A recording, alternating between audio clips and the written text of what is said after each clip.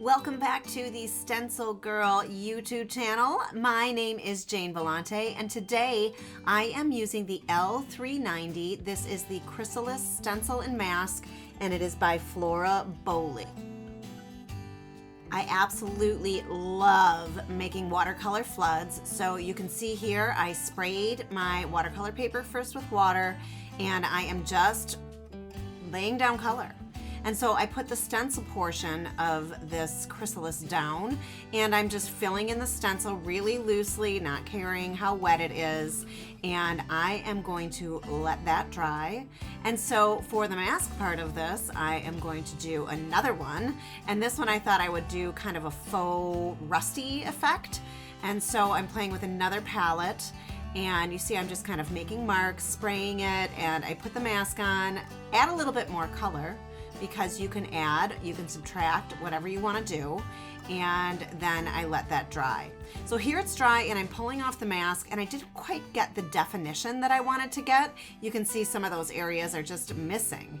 And so it's okay to put this right back on and to add more color. So that's exactly what I'm going to do.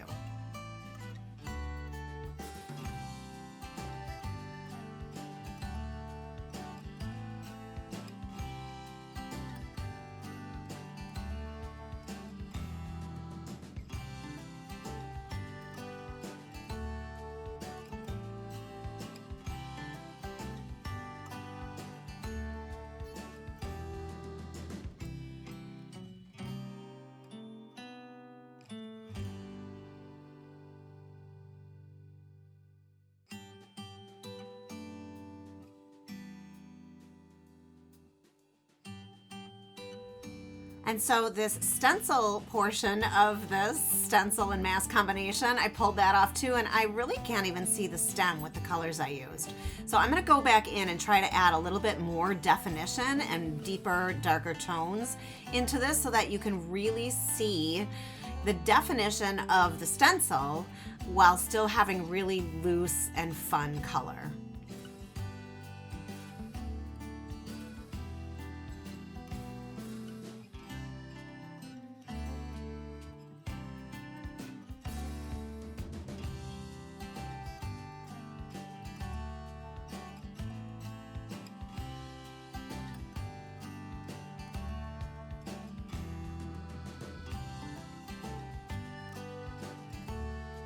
Okay, here's the big reveal for both. I'm going to pull off these stencils, and I really kind of like how this one turned out. You can see I pulled it off. There was still a couple wet parts, but that's totally fine.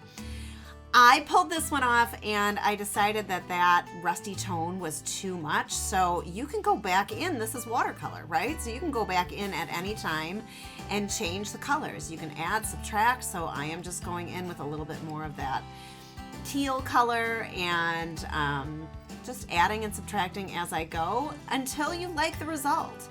When you like the final result, let it be done.